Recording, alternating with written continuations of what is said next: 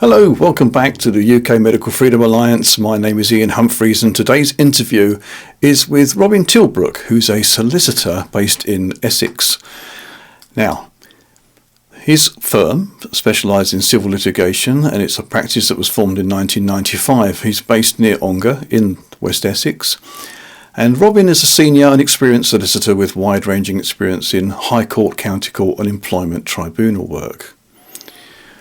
Now, you might wonder, why do we want to talk to Robin today? Well, there's a number of things that he's involved in. Now, not only does he get involved in property disputes and probate and employment rights and defamation and personal injury claims and all the other things that solicitors do, but he's also been acting as chairman of the Workers of England Union. And they had a victory recently where they had the words homeopathy and bodily autonomy accepted as protected characteristics under the Equality Act. So we'll be talking about that, and we'll also talk a lot more about the Workers of England Union. But also, on top of that, we'll be talking about a judicial review that Robin is acting as solicitor in, and obviously liaising with counsel, barristers, etc. that are involved in that case. So we'll go into a lot more detail very, very shortly when we meet Robin. But first, here's a quick message. The UK Medical Freedom Alliance is the UK's most recognised and respected organisation campaigning for your right to informed consent, bodily autonomy and medical choice, and supporting doctors to uphold these rights.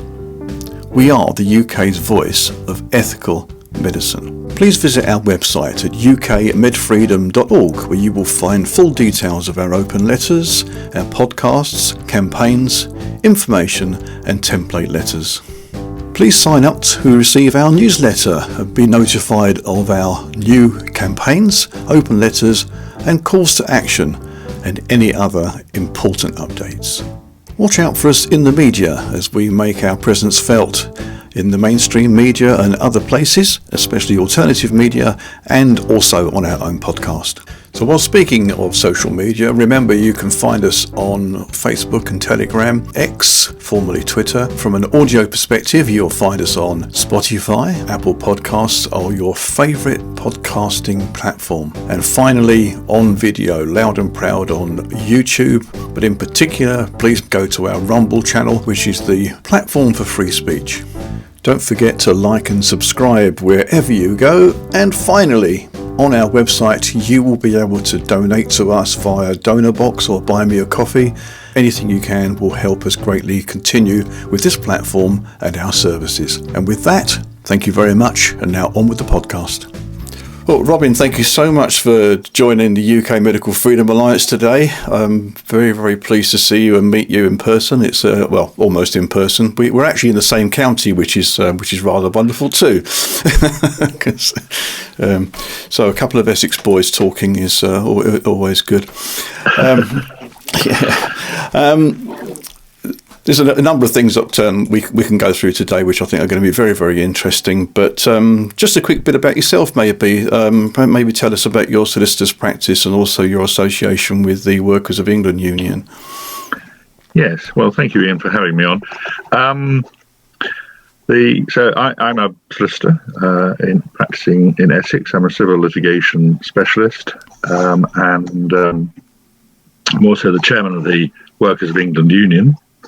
Workers of England Union are, I think, have got several unique selling points. Obviously, one is we actually mention England, because the Labour Sporting Trade Unions won't mention England at all.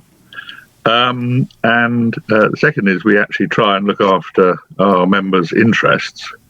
We had a member who joined us, having been told that her union, Unison, wouldn't support her over a grievance over the mask mandates, and she was somebody who'd got asthma, so she not only didn't want to wear the mask, but had got a strong medical reason for not wearing it.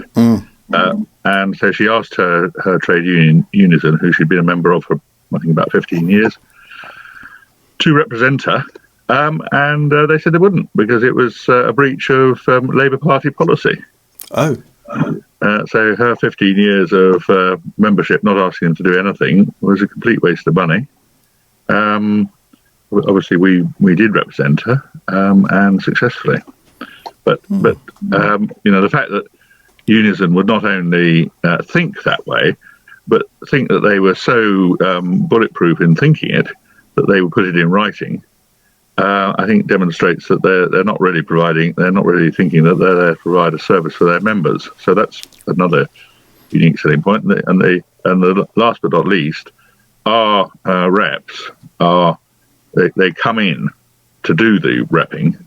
They're not workplace colleagues, which most of the unions, particularly labour supporting unions, do. And they do that because, of course, they're trying to spend the minimum amount possible on their membership in order to give the maximum amount possible to labour. And they give about 25 million a year, the trade unions to labour.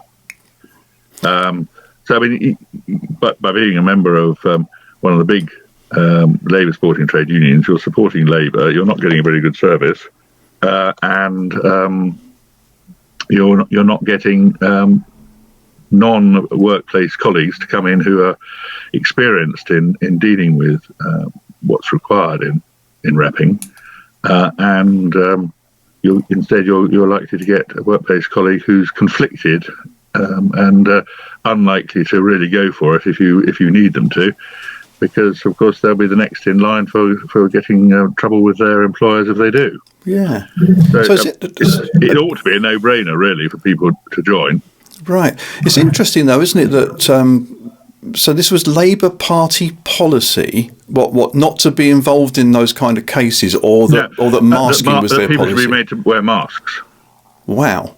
And that was a written policy from the Labour Party, or did we never see it in writing? I think it was just that Starmer and co were fully in favour of lockdown in all its manifestations, and their normal argument was that it ought to be even tougher than it was. Sure. So they were supporting masks, even though everybody only a few months before had been saying that wearing masks was useless. Right. Yeah, as they turned out to be. And also, it's odd though, isn't it, that they could make that kind of assertion. The unions will pick it up and follow it, and essentially then, are they mandating their members to wear masks, or are they taking it as like a strong instruction? Yeah. I mean, they not only mandated wearing masks, but they were refusing to support anybody who couldn't wear a mask or wouldn't. And thus the medical choice, bodily autonomy, all the things we refer to in the UK MFAs and elsewhere is thrown out of the window. You don't have your own choice. You have to follow the. Well, I mean, obviously, this lady who got that letter, she didn't leave it there. She then joined the Workers' of England Union, who did support her. But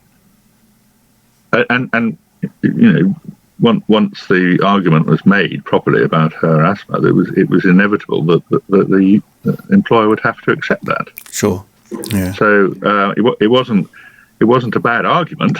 It was just that politically the union wasn't prepared to. Workers of England politically the Unison weren't prepared to make it, and it was only when she went to Workers of England Union that she found a union that was prepared to support her.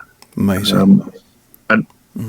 I think that tells two things. It tells where the union members' interests are in the hierarchy of what the Unison wants to do. In other words, fairly low, because what Labour says is much more important. And secondly, it's a lack of professionalism. Because after all, the whole point of a union is it's supposed to be looking after its members. Right. It's not supposed to be a political entity. Is this more like widely indicative of large organisations, who are, including unions, accepting money from certain sources, so they're calling the shots rather than actually supporting the people they're supposed to be supporting. I think, Ian, I've got to say, haven't I, something along the lines of, you might say that, but I couldn't possibly comment. Okay. Fair enough. but I mean, I haven't got any evidence about that, because they didn't say, because they'd received money to support wearing masks, that they were going to refuse to represent. Mm. What they did say was that it was against Labour Party policy. Yeah. And you're perfectly right to challenge that comment, because actually there's nothing in Labour's manifesto, and has never been anything in Labour's manifesto about that. But what they were saying is it was against what the leaders of Labour were putting forward at the time, which was that masks, jabs, lockdowns and everything else ought to be tightened up. Right. And they reckoned, of course, that they ought to be even tighter than what was going on in Scotland. Yeah. which you wouldn't believe if you listen to the kind of comments that are being made now. Right. Yeah. Shocking. Absolutely shocking, to be honest. I find anyway.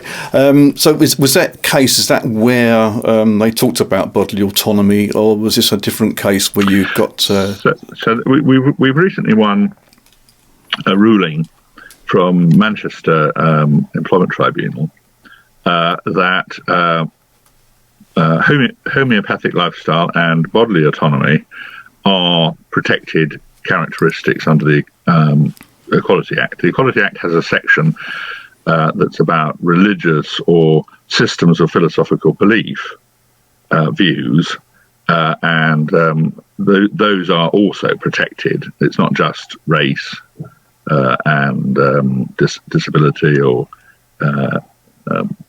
age or whatever, sex and sexuality. It's also systems of philosophical belief. And so as a union, we've been fighting quite a lot of systems of philosophical belief cases, and are, I'd say, getting a good result with those cases, where there's enough evidence to support that the person actually, lived according to their beliefs. Right. Yes. Sometimes the beliefs are quite, they can't provide the person can't provide any evidence of them having actually done anything that relates to their belief. Yeah, we struggle with those ones. Okay, yeah. But where somebody has actually got something that they can say that shows that they have lived according to that belief, we're generally winning those. Excellent. And how do you finance these kind of cases? Because are they all crowd-funded, or No, they're not crowd-funded. Okay. Members of the Workers' England Union are represented by the union. Right. Okay. And the union if that takes involves going to tribunal, we're generally representing people. I mean, people have to have a decent arguable case. Sure. Yeah. You can't just say I want to be represented and then you will be. But if you've got a decent arguable case, then we are representing our members. Okay. And is the membership quite large now? It's not quite 10,000. Okay. Right, so it's not bad. We could do with more. Sure, yeah. And obviously, if we had more, then we could bring more cases and get on your show more often. Yeah. Right, yeah. So, when did the union start? It has actually been going quite a few years. I'm not sure off the cuff how many years, but probably about 15. Oh, okay, right. Yeah. So I mean, it's not a new creation specifically to fight. These type of cases resulting from lockdown, but it is the reason why we've been involved in bringing these cases, because we do actually represent our members. So if somebody's got an issue with their employer, they need to be represented. It's quite foolish to try and do it yourself. And it doesn't really work to have a workplace colleague, for the reason I've already said, that you are actually putting that workplace colleague into difficulties, because if they represent you too strongly, they're likely to wind up getting sacked themselves. Yeah. So you do need somebody to come in and represent you, basically. who knows what they're doing, and the only way of doing that is to be a member of a trade union, and trade unions actually have a sort of right of audience with employers. If the employer refuses to hear the trade union, then what they do after that is going to be automatically unfair. So it's there are teeth attached to the legislation which make it enforceable that you are allowed to be represented by the union representative of your choice. The union has to be happy that they're going to represent you, which they will no doubt do if you're a member. And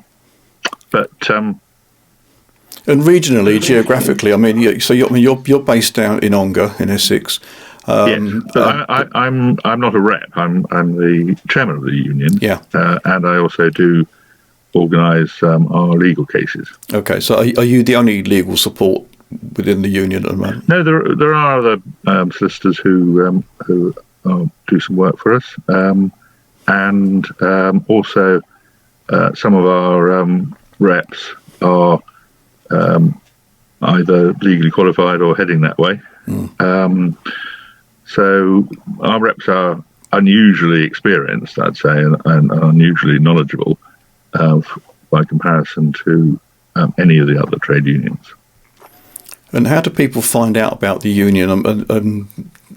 Do you circulate details to companies and organisations anyway, so they know you exist, or do they tend to come and find you when they have a problem?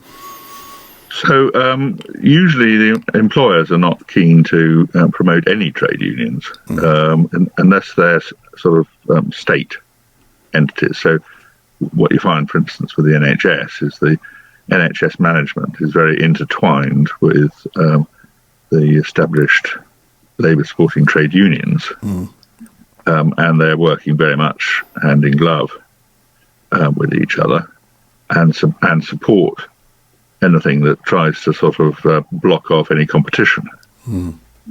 But most private sector companies are not that keen on having trade unions involved. Right. So they wouldn't advertise for people to join.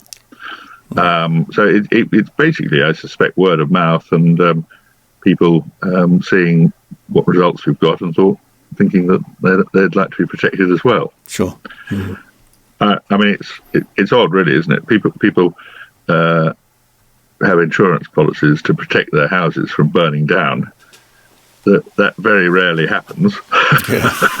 Whereas if you're an employee, it's not that uncommon that you wind up in trouble with your employers. So people don't take out the insurance to protect themselves against that. Yeah. Which is, I also wonder whether odd insight into human behaviour. Yeah.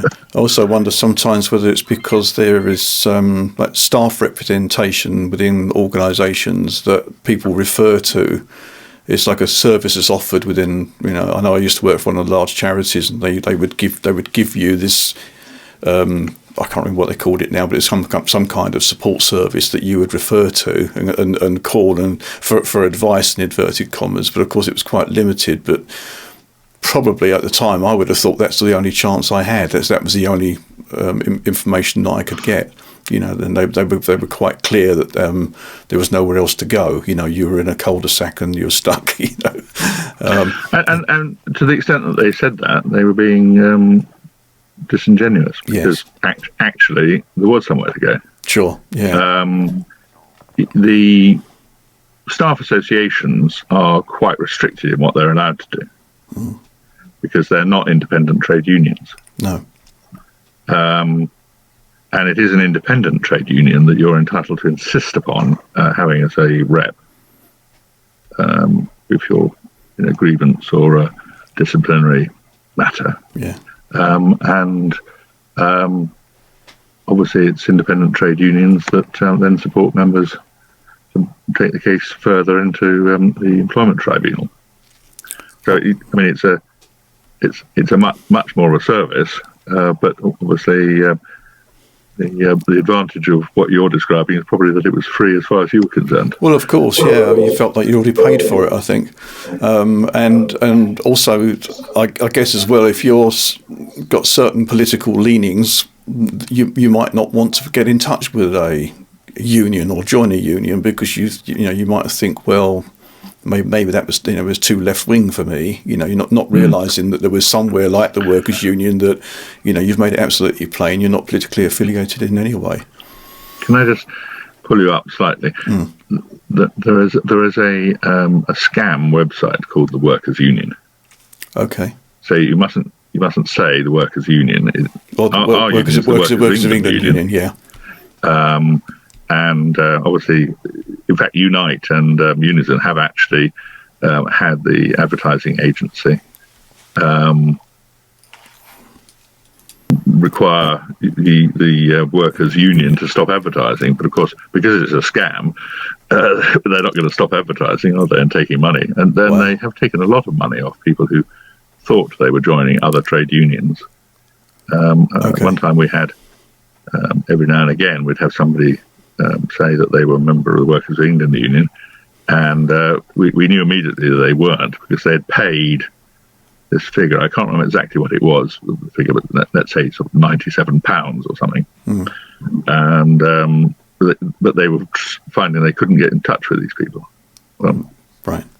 They never will get in touch with them because it's a scam. And of course, one of the things that I find, shall we say, interesting about the establishment systems in the British state at the moment is that nothing works. And this was quite a good example because the police wouldn't take it on because they said it was trading standards. This organisation is supposedly based in Coventry, so I did raise a complaint with the Coventry trading standards. They said they wouldn't take it on because there wasn't actually any trade going on in Coventry. Although the postal address was Coventry and the company was registered to a Coventry address, but they wouldn't deal with it.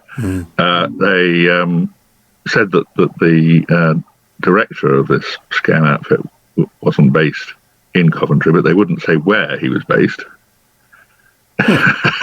because that was a breach of data protection or some other nonsense. We have a problem in this country right now where what is clearly fraud, and as a former fraud investigator, I can tell you that's fraud, but no one is picking this stuff up anymore. And actually, I've got one more because I also raised it with the Certification Office, which is the regulator for trade unions. And they said they wouldn't touch it because this outfit wasn't registered with them. So 3 outfits that you might think would deal with such a fraud and were simply not prepared to do anything whatsoever about it. Yeah. Because, of course, it's work, isn't it? And they don't want to work. Well, it's also, that there's a complete lack of interest on behalf of what we used to consider our supporting services like the police. To do actually anything other than get involved in things which, don't help the everyday man and woman in this country, but will, serve some other purpose.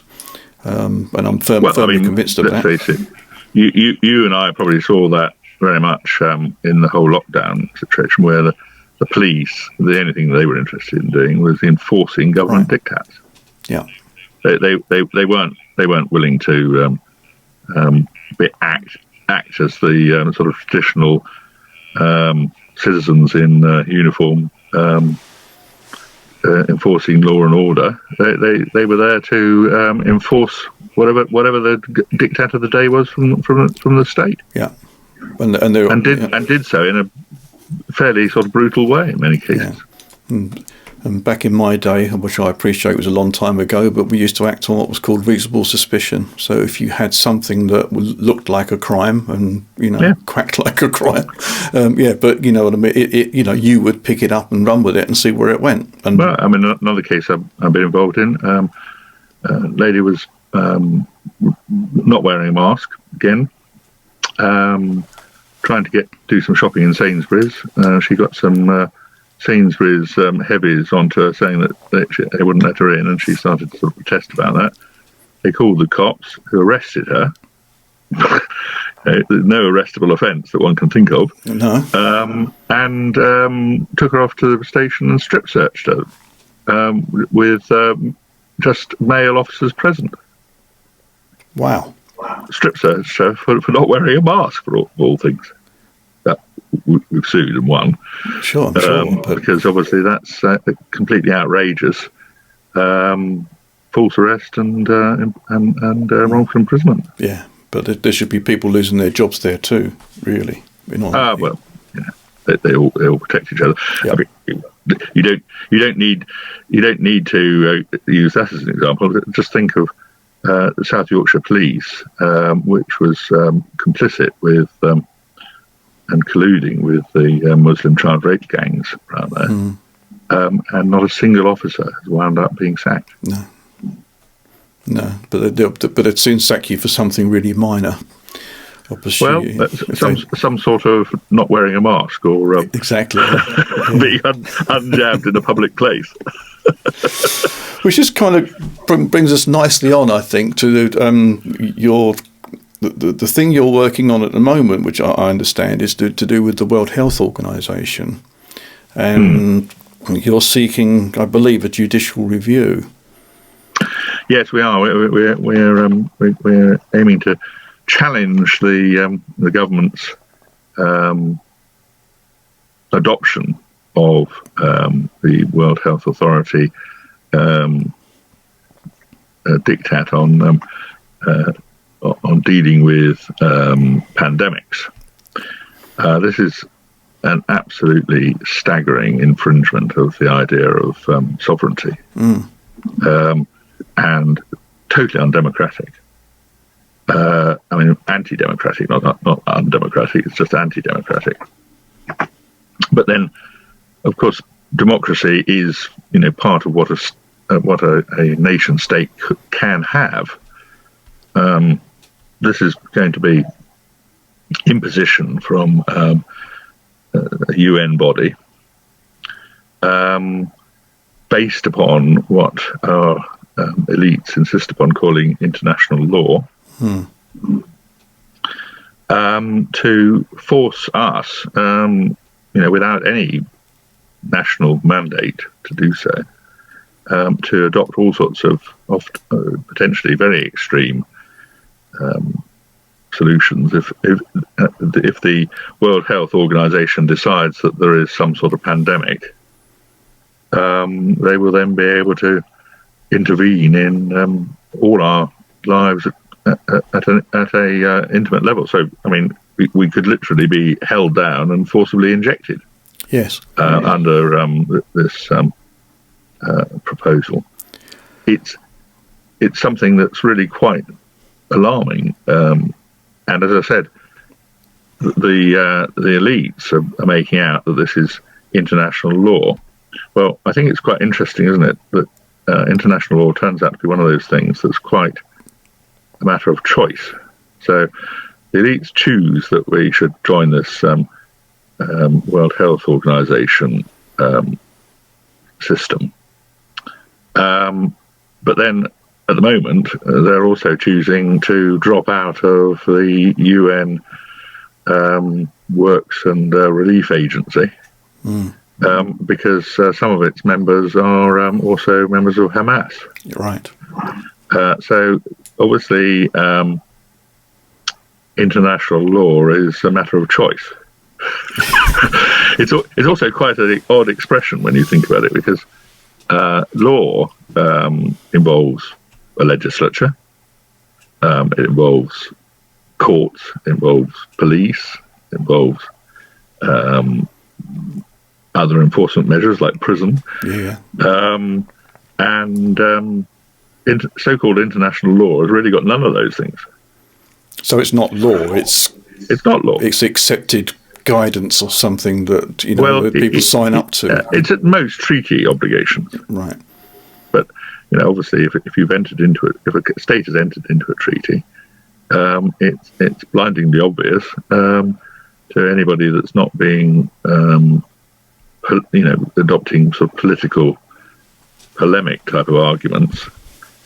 It's blindingly obvious that isn't law as such. It's just if you no longer agree with that treaty, you withdraw from the treaty, and you're free to do whatever it is that the elected representatives want to do. But forgive my ignorance, but I'm assuming that the treaty is between the countries that sign up to it. Rather, it's not a treaty with the World Health Organization, is it? It's the countries signing up to a treaty between them.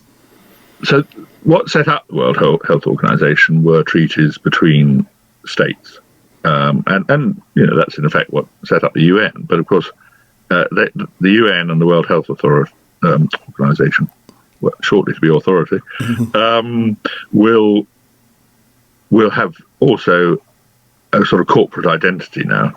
So there could be a treaty obligation with them.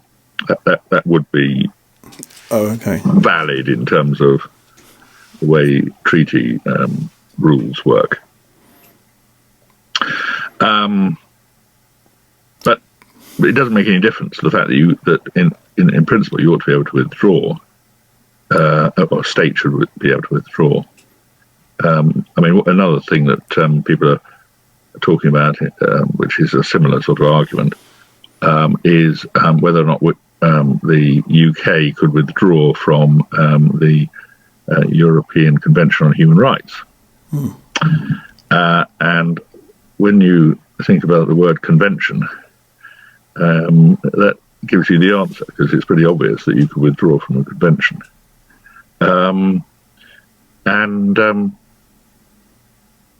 There's two possible ways of withdrawing from the European Convention on Human Rights. One is you can withdraw from part of it. The other is you withdraw totally. Okay. If you withdraw totally, you're no longer a member of the European Human Rights Council, and obviously the court, the European Convention Court, the European Court of Human Rights in Strasbourg, no longer has any jurisdiction. The argument against withdrawing from the European Convention of Human Rights is entirely part of the sort of political project of that you hear talked about when people talk about the international rights-based order, or international legal framework, or international law even. Right. The people that are arguing for that, they have an argument which is, I think they'd call it liberal, but it is fundamentally opposed to nation-state sovereignty and autonomy. And the trouble is that if you are a liberal opposed to nation-state autonomy, you are actually opposed to real democracy. Right. Which means, I guess, so we the people, as we often talk about, didn't join the World Health Organization, did we? No, we didn't. We have elected representatives, and they've got together with in a system of the executive government, and they've decided for us. But they've done so without consulting us, without it even going through the proper procedures, and they've just done it. Because we were given the choice to join the common market back in the day, and we were given the choice sort of to come out of the European Union. So when Heath took us into the common market, that was done without a referendum and without any real mandate. I'm not totally sure, but I don't think that Heath got elected on the ticket of, in his manifesto of joining the common market. Okay. But be that as it may, when Wilson got in, he then had a strong anti-common market element within his cabinet, and his way of getting around that was to have a referendum. And it's worth remembering that Mrs. Thatcher was the leader of the pro-EU section, or pro-common market section, she campaigned for us to stay in. And of course, all the talk was very deceptive at the time, which is that it was just a common market. It was a good way of boosting our economy. It had no political or sovereignty issues attached to it. Anybody that said that at the time, it was just a market rather than having political sovereignty issues, was lying. And in fact, I think I'm right in saying that the Cabinet Secretary actually warned Heath that the kind of remarks he'd been making were dishonest. Right. And that must also be true, I suspect, of what Mrs. Thatcher was saying at the time. Okay. So given we are where we are, but what have you discovered then, or what do you think we've discovered regarding our membership of the World Health Organization and the coming World Health Assembly? It's basically going through at the moment, and if it's unchallenged, it will go through, and there will reach a point in a few months' time where it won't be possible to challenge it. So it is actually quite important to get on with challenging it now, and that's what we're trying to do. And I'm the solicitor instructed in the case, but I'm not responsible for the crowd justice funding appeal. But that is starting to get some decent support. So I've been able to instruct counsel and get the ball rolling to start bringing a case. And what's the basis of the case? What is it that you can challenge? So we've already found that there are instances where the government hasn't gone through the proper process. What we need to find is not only that they've not gone through the proper process, but that actually triggers a remedy. Because as I often tell enthusiastic clients, law isn't really about what's right or wrong. People get very obsessed that it should be about that, but it doesn't actually help to think in that way. What you're looking for with law is a remedy. In other words, what you can do about it, and that's what we're working on.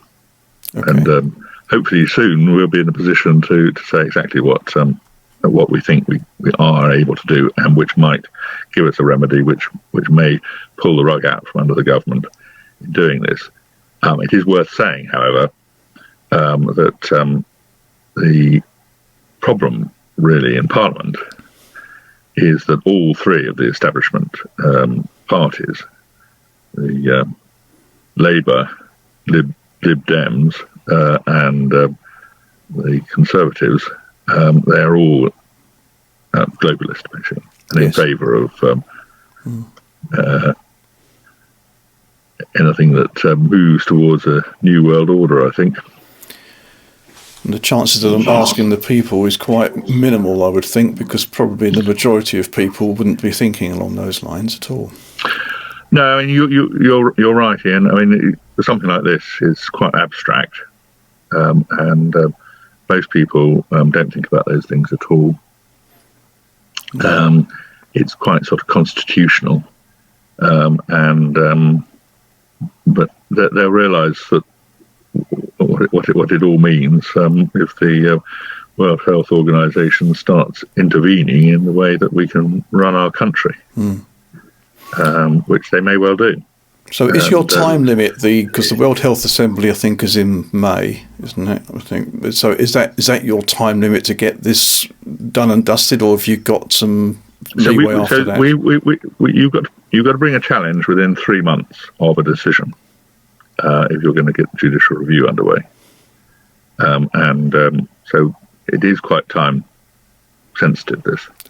But we need to get on with it. So when you say a decision, what do you mean? What kind of decision do you? So as part of the adoption of the agreement, the government has to go through various steps. It's supposed to consult. It's supposed to place these consultations before Parliament. It's supposed to do all sorts of steps. Some of those steps are steps that we couldn't bring in the court. So the requirement to put the paper before Parliament on a certain day, that's not going to be challengeable, because under the Bill of Rights we're not supposed to be able to challenge anything that happens in Parliament.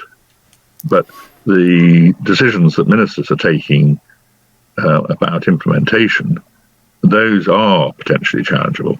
Because the only rights that the minister has to make decisions are based either on the royal prerogative or on statute. And I think you would search the statutes at great length to find anything that supported what they're up to. Okay. So on a timeline basis then, this would happen sometime after the Assembly in May then. So because will the government ratify something or make a decision after that Assembly hearing on that particular date? Could be, and I mean, I'm thinking actually we're probably looking at trying to issue before then, but. So a decision has been made, but because we have already submitted our amendments to the Assembly. Yes. So you bear in mind I'm the solicitor dealing with it, so my role is really sort of more organisational than argument as such. What I've done is I've identified certain areas for investigation and got counsel looking at those areas with a view to challenging the government and what they're trying to do. Right. I haven't yet got a response back from counsel saying he thinks that XYZ should be challenged. Which I think is where you're pushing me. That's the next. Yeah. Okay. Yeah. And also, I'm not sure I'd want to say that the particular arguments were ones we were looking at, because what we might then be doing is notifying the government as to what they could do to shore up their position. Right. We would have to write a letter before action before actually launching the procedure of judicial review, but that's only gives them 21 days to do it. Right. Whatever. Obviously, if they did then announce they were going to restart the process, we wouldn't be able to object to that. We would keep an eagle eye on what they actually did to try and find something else that we might be able to upset their particular apple cart with. Yeah, but for now, you'll keep your rabbit firmly in the hat for now. Because the arguments are what you might call instrumental. In other words, they are arguments that are designed to achieve something, rather than arguments that are just arguments in themselves. Yeah. So we are looking to try and make life as difficult as possible for those that wish to get us signed up to this big step towards global government. So this would go to, I did a very brief bit of reading, forgive me, I didn't go into it too deeply, but it would go to an administrative court, as I understand it. So yes, in the High Court. Part of the High Court, yeah. And then is it potentially that if it's found to be unlawful, what the government has done, could people be in serious trouble? You mean ministers, for example? Yeah. Probably not, no. Okay.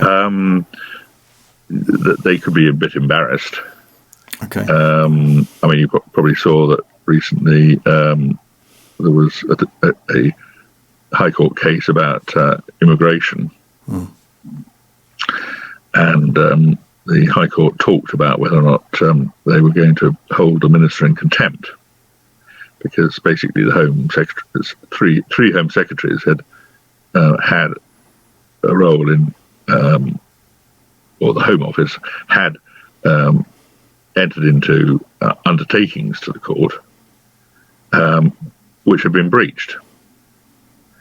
Now, if you or I did that, there's a pretty large chance that we'd wind up in serious trouble. But the court decided that they weren't going to do anything about ministers. And in fairness, you might find that it wasn't really the minister at all. The minister had absolutely no involvement, and it was civil servants.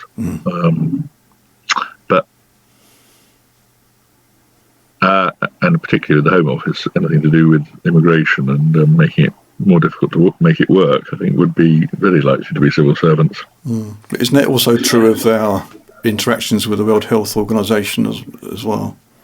Yes. So certainly a lot of those that are very keen on it work for organisations like the Foreign Office. Yeah.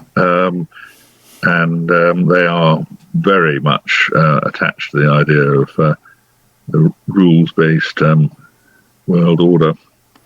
I know we did a little bit of digging because we wanted to find out who would actually be attending the World Health Assembly, and and who's actually doing all of the interactions, and it was quite difficult to actually find out the who's and where they were based, etc.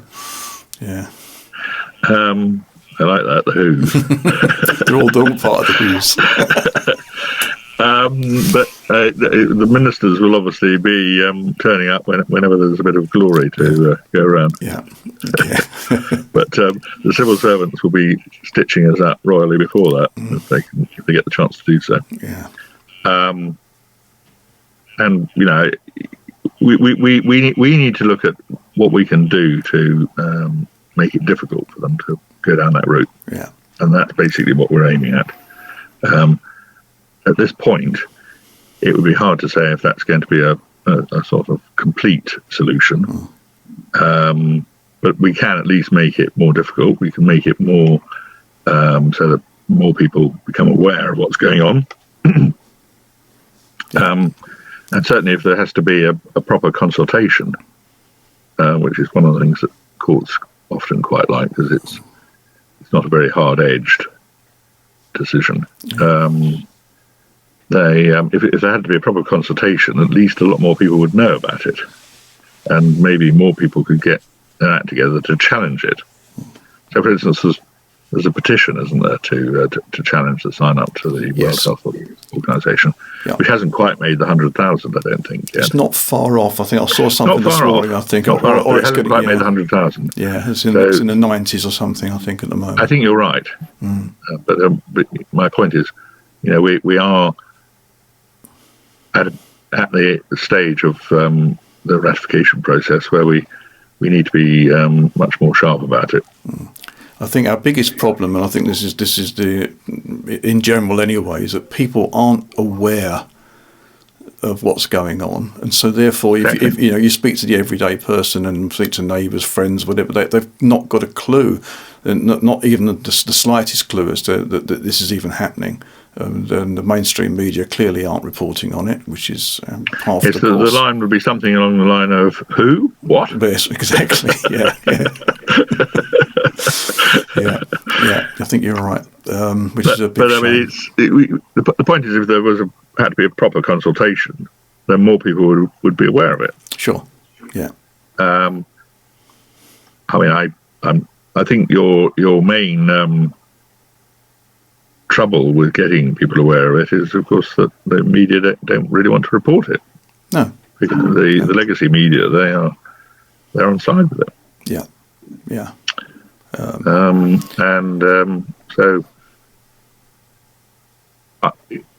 it's extraordinary, the situation we've got ourselves into, where people whose jobs are supposed to be about keeping us informed or about looking after our interests, they're not interested at all in that. They want to do something completely different, Yeah. And create a completely different system of government, which is not democratic. No.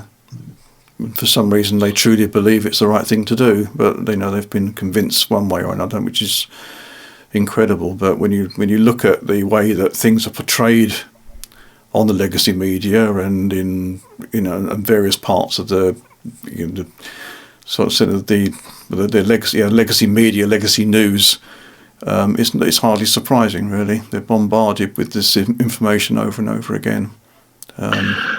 Yeah, I mean, the reaction really for most people with the legacy media is people have been gradually switching off, haven't they? Yes. Yeah. So their ability to get the message across is reduced, but at the same time, people are then sort of sunk into general apathy rather than wanting to fight back. I was on a different subject, sort of related, I suppose. I was amused to see Jeremy Clarkson supporting the French farmers in their very robust action that they're taking against net zero policies. Yeah. And obviously Jeremy Clarkson's not the person you'd immediately have thought of as supporting French farmers, but he did, and he has done so. And of course, the French farmers are saying, well, they need people who are celebrities like him to support them, who are French. But well, it's because he's a farmer himself now. This is why. Yeah, but I mean, we're basically the sort of English way is to basically be sort of polite, and we think if we tell them what is going wrong, they will sort it out. Sure. The problem with that thought process is that they are the ones who are creating the problem in the first place. Right. So they have no intention of sorting it out. They'd rather sort us out. Yeah. No, and I think now that I know we're a silent majority in the UK most of the time, but you can only push people so far. Well, I hope you're right, Ian. I think we've been pushed quite a long way beyond what you might have thought common sense would have let us go to. With another hat on, I am the chairman of the English Democrats, and one of the things I've been watching with some interest is what's happening with the Conservative Party. Because the Conservatives could potentially be at a point where there's a sort of rerun of what happened to the Progressive Conservatives in Canada in 1993. They were majority in the Canadian House of Commons, 156 seats. It's I think a 300-seat assembly. And they were in government. They called the election, and they went from 156 seats to 2 seats. And even the Prime Minister lost her seat. And the Progressive Conservatives as a party were finished, and there was then a realignment of Canadian politics, so that you didn't get Progressive Conservatives. You got Progressives and you got Conservatives. Right. Obviously, unfortunately for Canada, they've got the Progressives in at the moment, but I gather that's likely to change at the next general election. But it does mean that people at least got a choice. Whereas at the moment, what we've got in this country is a situation where the party that's supposed to be conservative is actually a dishonest progressive party. It's not really an accident that it's so-called conservatives that are pushing this New World Order arrangement with the World Health Organization. Yeah. Because they're not patriotic, they're not traditional values, they're not conservative in any meaningful sense. They are just the same multiculturalist, globalist, sort of progressive party as Labour or the Liberal Democrats. Yeah. There's virtually nothing that they disagree with on policy terms. They've got a few sort of presentational issues, or the Conservative expression, party expression for it is they've got populist positioning policies, which are intended to bamboozle people into thinking that they actually care about things like immigration. I mean, this Rwanda policy it's a policy designed to fail. It's not a policy that's going to make the big difference, and you can tell everything you need to know about it from the fact that it was introduced on the day after nominations closed in local elections a couple of years ago. Yeah, so the term uni party has never been more true, is it? I like to think of it as a sort of old-fashioned Punch and Judy show. You've got a lot of, apparent fighting going on stage. Yeah. But if you look behind the curtain, there's just one. It's just one. That is a perfect description. Yeah. I think that's a really nice place to finish, isn't it? Have you? Is there anything else you'd like to add right now? No, Ian, but thank you for having me on. And not at all. No. Obviously, I'll let you know when there's more to report on the case. Please, stay in touch, and you're always welcome to come back on any time. Just let us know when you're free. No, and I wish you every success with everything you're doing. It's gratefully received over this side, I tell you. Excellent. Thank you very much.